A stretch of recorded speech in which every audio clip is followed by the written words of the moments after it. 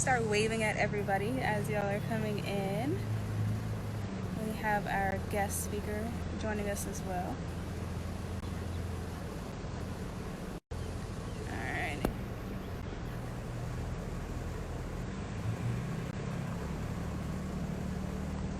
Okay, alright, let me get Miss Indigo in here. Hey Danielle, we got dinner cover samples. I love y'all's at tags. Hello. Hello Indigo. Hi, how are you? I'm good. I tried to pick a nice scenic background for us today. Um, Nice. so yeah, I'm excited. I'm ready to talk about diversity, specifically in the birding world, which is everything that we're all about. Yeah, for sure. So if would you like to give your intro, or I can give your intro either way? I'll give a short intro. So, hello y'all. My name is Indigo, like the bunting, you know. I'm Yes. from the Bay, California, but I currently reside in Brooklyn. So, yeah, there you go. Well, I also wrote down some of your accolades because Indigo has been out here doing the thing per the usual. So if you would like, I can definitely share. I hear you have a Sure. podcast coming out on Always Be Birding.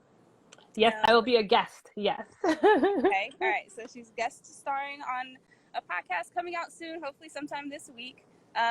Also has an article coming out in Brooklyn Botanic Gardens for Brooklyn Bird Club. So I'm excited to see that.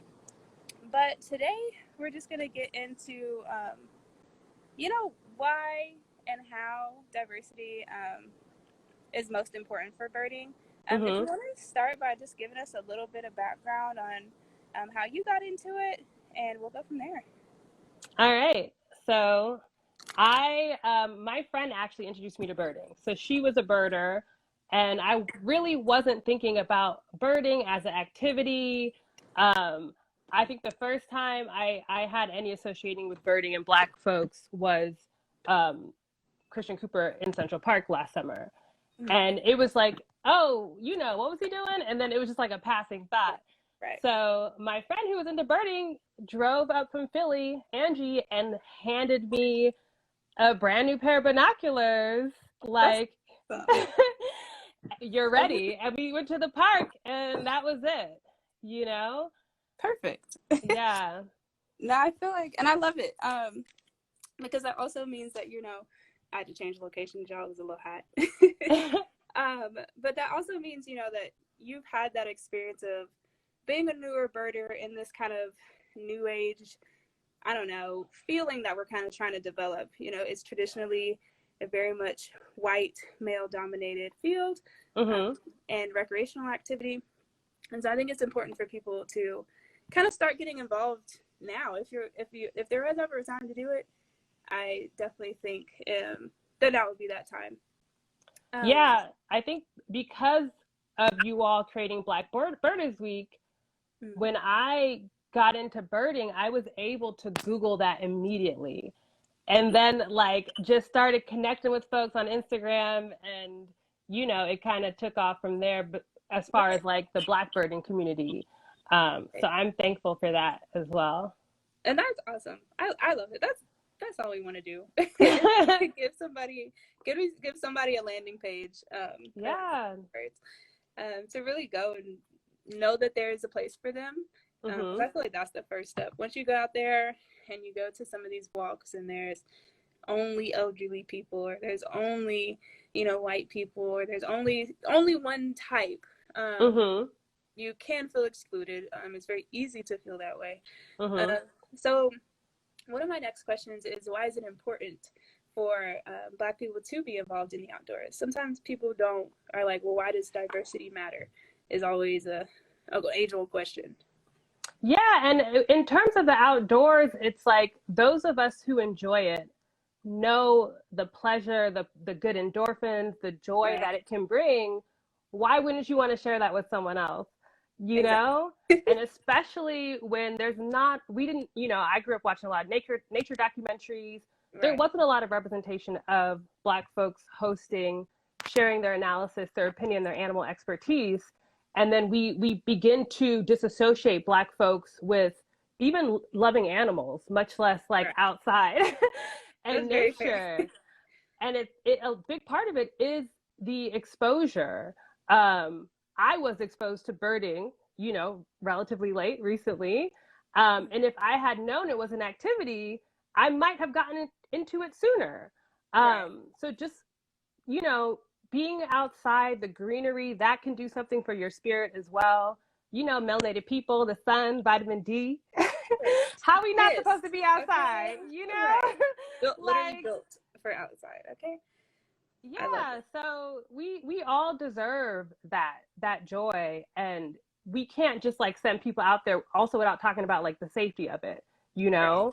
and the barriers to our joy when we are frolicking in the forest and outside. Like Yeah. that's real too. Like I don't want to send young folks or adults out there without discussing that as well, but you should definitely have access to it. Yeah, and I think you brought up a great point of just that representation. It matters, and kids nowadays are, going through school, and we didn't really see it growing up on TV. Animal Planet used to wake up every Saturday morning, catch, like Meerkat Manor or whatever it was. Yeah, yeah, Um, meerkats. right? All the Yes, good shows, all the good shows. But yeah, there weren't any black people in them, except exactly. for like the stereotypical if they were in Africa scene, like Exactly. Like we that's we are not we are rendered objects and not the subjects of these nature documentaries. And that's the problem when we're being put in the same category as the animals. Like, right, no, pass right. the Something to mic. be Let people seen, speak. right, Yeah. People, especially people who live by these birds every day, who walk right, by this toucan. They don't know and the they, toucan. I think they know the toucan. I'm like, right, and they know probably way more about it than someone who's visiting a place, and it's just there Exactly. to observe. Like, no, ask the people that live there, ask the people that experience them every day, have life experiences with these birds, and can tell you so much more. Um, Exactly. so, so I think that if nothing else from Black Birders Week, just in general, I think representation is definitely one, if not the main thing that we're really trying to get the point across. Like, we deserve to be here. We need to be here. People want to see us there. We just gotta get people outside. And people want to hear us too. Like sometimes people like representation of phenotype, but not representation of thought, not Right. representation of perspective. Like we're not just gonna sit here looking pretty, even though we might be looking Yeah. pretty, but Okay. you gotta hear us, Right. and act upon our request. Right. And today especially. So for those that may not know, today's hashtag bird's eye view. And so one of the main goals is not only to showcase the different ways that people interact with birds, like bird banding or research or whatever, but also the different Mm-hmm. types of people that interact with birds in general and their identities. So of course it's the first day of Pride Month. So congrats and happy Pride Month to everyone. But Yes. that's important too. Just making sure that people feel like they belong, and that it's a community. And I personally, I'm sure you agree that birds are literally for everyone. There's a bird anywhere you go. Doesn't matter where you are or what you do, you can find a bird and you can find some type of interest in it. So I think Yeah. that's super important. And that kind of leads us into our next question. Mm-hmm. What is one difference you've experienced while birding, with those outside of um, either outside of Black people or outside of women, specifically men? So just how has your experiences differed between the two? Um. So one incident in particular I can recall. I was birding, and this older white woman came up to me and kind of was like, oh, what do you have eyes on, like talking about birds, but then quickly segued to Trump and being like, oh, if he wins again, this is right before the election, Mm-hmm. the 2000, what year are we in, 2020? 2021 now. And I know. yeah, and was just kind of like, oh, me and my husband are going to leave the country if he wins. And it kind of felt like, first of all, I'm birding. Right. Second of all, the assumption that I'm a safe place for your politic because I'm Black. Right. Third of all, I don't want to talk Yeah. about this with you. Right. And I don't want to talk about this with you right now. But that can happen because, often when you're Black and you're outdoors in certain areas, you're hyper visible. So some people want to beeline and have a little conversation that they've been meaning to ask a Black person. Like, love. And it's like, it's like, I'm trying to hear that cardinal over there, and you're talking to me. This is not the space. This is not the Right. space. And I feel like if you do have certain questions on how Black people navigate outdoor spaces or birding, this is a platform because we are Right. inviting people to this conversation. The Always Be Burdened podcast is a platform. You can listen to that because people have been compensated and are giving their time to speak on these issues, not when we're out in the field, Right. And I think that happens to so many people. I have myself, but just friends and stories. It's like, not only am I doing an action, like I have binoculars, I'm clearly listening, I'm looking, like I'm busy, but also you feeling like I want to talk to you about that.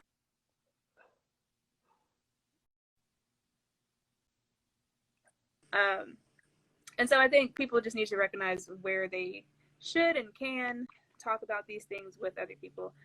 Danielle said, stop recruiting us for diversity work while working.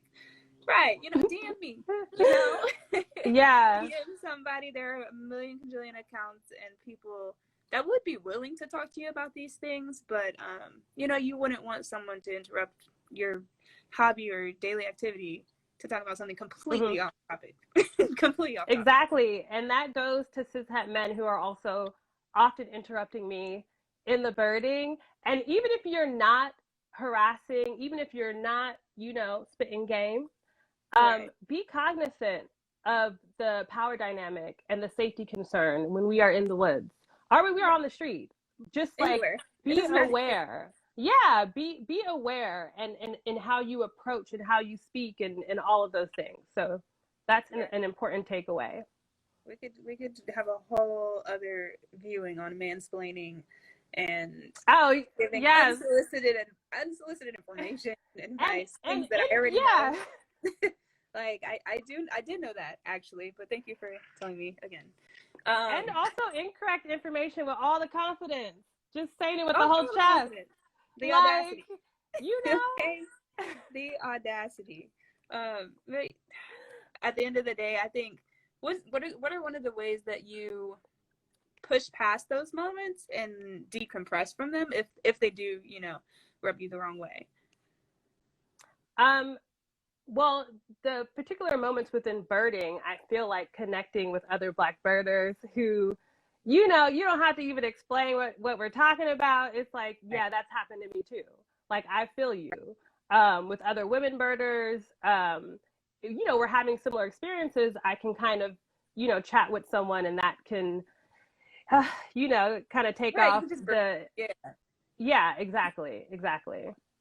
I do carry a stick, though. I got to mention that. I carry a big stick when I bird because I'm not the one. You have to. So. And that could be, and we can talk on that for, a hot little couple of minutes, but just like you said earlier, the safety aspect. Like when I go out, I usually try and take my dog with me. Yes, he needs exercise, but he is also there for my protection. But, aside from that, making sure that you have some type of weapon or some way to self-defend yourself, whether it be a stick. I know people who carry mace, pocket knives, whatever. Just that heightened sense of awareness. And I like to say heightened because people are like, oh, well, I have to worry about the same thing. It's an extra level. There's an extra level. It is. There's an extra level when you're Black. There's an extra level when you're a woman, when you're queer, when you're trans. Like, it's, yeah. So yeah, definitely. That understanding is something that's very important for people to understand, that it's not just, let me grab my binoculars and walk out the door. There's about a minimum 15 minutes of prep, even if you're one of those people that does do it very quickly.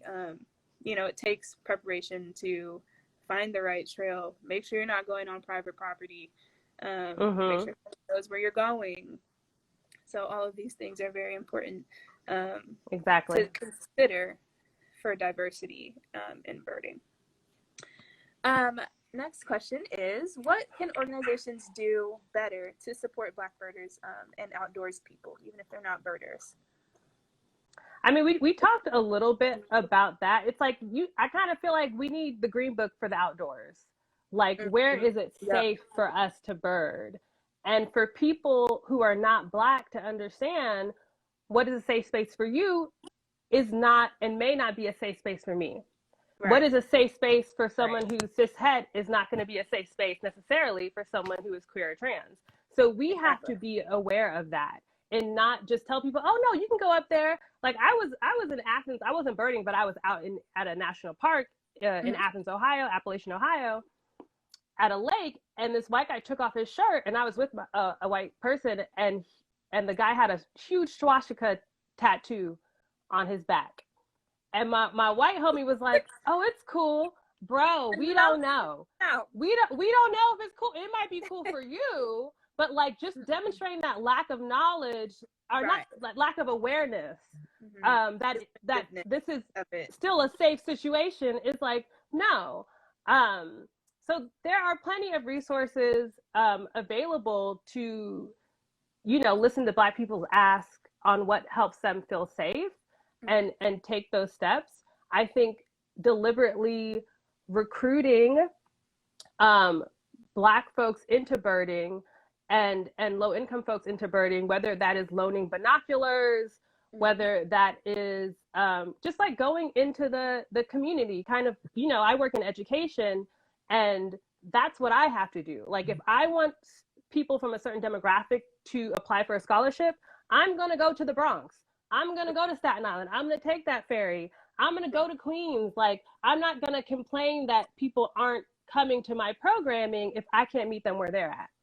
And you know where they are. Exactly. Also, you can't part of the problem. You can't sit at your desk and wonder why no one is coming to you or why you haven't, your brochures aren't screaming.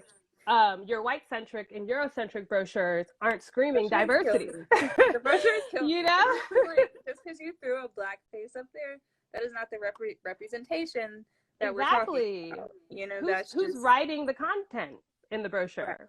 And my thing is always, who's seeing the brochure? Exactly. If you put a Black face on it, that doesn't mean any Black people actually saw it. Especially if you're disseminating that information to certain areas that you think your audience is coming from. I think organizations really need to branch out and put in the work. One of the main things is they're like, oh, we just don't know where Black people are. And even Black Birders Week or like so many follow other a hashtag, like are literally all of us are like here they are. There are whole HBCUs. Let's keep it real, okay? Like there are 1,000+ organizations and entities that exist purely to provide Black intelligence, Black knowledge, provide those Black spaces and Black faces, and you can't say that you don't know anymore. Yeah, and is there a lack of diversity in the office and on the staff?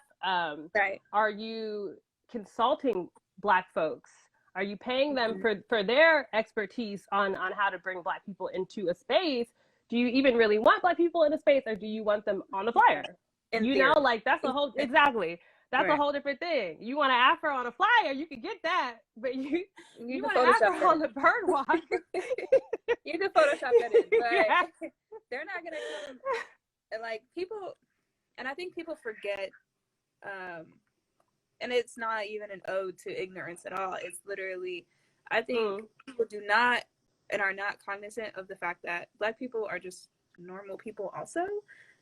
They think that we need all these special things and like, oh, you have to make it urban. You got to put like a hip hop soundtrack. Right? Like, no, you could just ask, or if you make an inviting environment, then people who may happen to be Black will show up, and you just have to make them want to be there, and that's literally and I think these And movements also, have really, go ahead.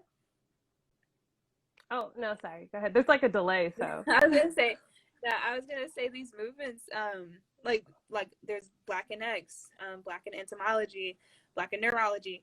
All of these Mhm. are really here to show you that we're willing. It's not a lack of interest, and it's not a lack of people wanting to do the work. It's just the opportunities aren't Mhm. there, and they're not often presented to us in order to even take them. Yes. So. Yeah, I was also gonna say, if an organization has people leading walks or tours, bird walks, are they being trained in ways to remove harm from situations? If someone says something homophobic, racist, sexist, transphobic, classist, is that person equipped in that space to identify that and remove harm? And that's Right. another way organizations um, can, if they're not already doing this, can implement that to create safe spaces for diverse people of multiple positionalities in their communities. And I think one of the things that often I see, I'm not in the white spaces to say if it comes up or not. But one Mm-hmm. of the things that I often see is, and I ask is, what is your main goal here? Because Mm-hmm. um, if someone does make a joke against the LGBTQIA community, or they, makes a racist comment, and you don't correct them, then I have to Mm-hmm. question, who's your audience? Who's your goal? Are you trying to please the Mm-hmm. people that are making these derogatory comments, or are you trying to Mm-hmm. actually get diversity, like you said? Mm-hmm. Or are you just trying to protect? So that's Exactly. one of the things. Exactly. We do have a question in here. Okay, Um, questions. I know, right? This is from John C. Martin Jr. So since last year, how has your new and old network interactions changed? That's a great question. I'll definitely let you speak on it, I don't if know. you Maybe would like that's to for you. first. Because I just started birding. Well, I and mean, that's I have a important. lot more black birder like homies. Flock Mm-hmm. Together started a chapter in New York City. So I was able to go birding with a lot of other, not just black folks, but younger folks. I feel like I was the oldest Right. person there. I So love. like it was like, ooh, okay. Yeah. So that's something that has changed. But like I said, I've been birding since November. Mm-hmm. So I'm still like making new connections. But this has definitely been like a welcomed connection. Yeah. And I think, let's see. So I started in 2018. It's always funny because I try and like think back to when I started, and I'm like, people have been birding like Mm. 50 years. Um, but we're slowly making it. You and I both. Mm-hmm. But one of the things that I've definitely seen as a change would be the interactions when you are on walks. Like you said, the woman came up to Mm. you, but it's much less, I would say, much less looks of judgment, looks of like, what is she doing? Mm. Why are you here? Like, I always wear bird shirts. I have a million bird shirts, and I have Hey, gang, binoculars. gang, gang. Bird Collective Gang, a plug. Okay, we plugging it always. Um, but yeah, like, I'm clearly wearing a bird shirt. I clearly have binoculars. And that's part of my safety, is trying to make sure that I'm identifiable. But Exactly. yeah, less looks of like, what is she doing here, and a little more recognition of like, oh, she's birding. Mm. Like, the connection, the dots are starting to connect here. Okay. And so I think that's been very interesting. People will ask like, oh, what did you see, even if they may not be interested in or care what I saw. Yeah. Yeah. But like, people will ask, as a friendly gesture, I'm Mm-hmm. assuming. And so I think the interactions that I've gotten positively have increased since the Christian Cooper situation, but also since like last year was just wild in general. So Mm. all of the like the police brutality, all of the movements, I think that woke a lot of non-Black people up and made them aware of kind of just, I guess, the things that we go through on a week to The week, day to dangers of day. anti-black racism. Yeah. Yeah, just living, that's all. Exactly. Casually Exactly. living. So that was one of the big things that I've seen a change in, people just actually picking up that we're birding. That's all we're doing. We're birding. Yeah, yeah. Nothing I else. love a little bird banter. You could ask me what I saw. I'd be Yeah, like, "House sparrow." I smile. I even smile when I see it, even though you just scared that bird. But it's fine. Yeah, yeah. But yeah. So going off of that, and we got about 5 minutes left. Yeah. How can someone currently, like a beginner birder or someone who's just decided to really take it up, as an official hobby, Yes. how would you instruct them to go about finding a community? Of course, they can follow us here. Hopefully, they're watching. But aside from here. Yeah, I mean, there are a lot of national parks have Facebook pages, or Instagram pages, and a lot of birders will like post their own bird shots or announce bird walks that are happening, especially for people who, don't have binoculars yet. Like my friend gifted me my pair, to be able to, kind of like a low risk interaction. Like, I don't know if I'm ready to invest in $100, more or less binoculars. You can, Brooklyn Bird Club does this. You can borrow binoculars for the walk. See if you're actually interested in birding, or you don't even have to bird with binoculars. You can bird with your eyes and your ears right out there as well, and make connections. Like sometimes I just talk to other people who are out also looking for birds, because you're also like always trying to find somebody who birds on your level. Some people are really intense and like chasing birds and like competitive. And then some people are like way too chill. Like I've birded with people who are like on their phone ordering food, and I'm like, all right, this you're not the same level. So like it's gonna take you a minute to find that person who's like yoked in your bird level, Yeah. And then also Instagram, like I said, I like Googled Black Birders Week and like followed all the people and connected, and I like DM'd other birders who weren't in my area that I connected with to see if they knew someone in my area. And that's how I got connected with like some Brooklyn-based birders. Look at, if you're close to a park too, look at the locations tab on Instagram and try to, see who's posting pictures birding or of birds, and you can connect through that way, especially if your Instagram is not private, so they know like you're also like a real person. Right. But yeah, check if you have a local bird club, and the social media and, Facebook and articles, all that. Yes. There's so many options. Like the one you're writing. Yes. Yes. All of these are great. I think we were starting, and we definitely have built like a little foundation that people can springboard off of. I would definitely second everything you said about Facebook, Instagram. Don't be afraid to DM some. Like if you see birds on their account, they're probably at least a little bit into it. So don't be afraid to DM people, especially if they live in your area. I know I've had people DM me like, "Hey, I'm in Athens. Do you know of any bird groups? Like this, and like if I'm not in one or I don't know specifically, I can definitely either find somebody." Or we're all connected. The definitely. It's only so big but growing. So yes. So we pretty much all probably know somebody somewhere. Exactly. Need to go. Exactly. But yeah. So I think we'll conclude. We have 2 minutes left. Hey. I will here. Let me check and see if we have any other questions. What are your next plans to express your Black excellence in birding? I'm gonna let you pub all your stuff. Just I mean, yes. As far as like my species go, I mean, I'm on eBird, trying to get to 200 species. Okay. Check eBird. Yeah, like I'm kind of like in between. Like sometimes if I feel like being competitive, opening eBird, like really trying to identify as much as possible, and sometimes I might like sit in bird and be leisureful and just take in the beauty, and relax. I forget what the question was, actually. Sorry. It was just what are some of the next coming up Black excellence that you have going on?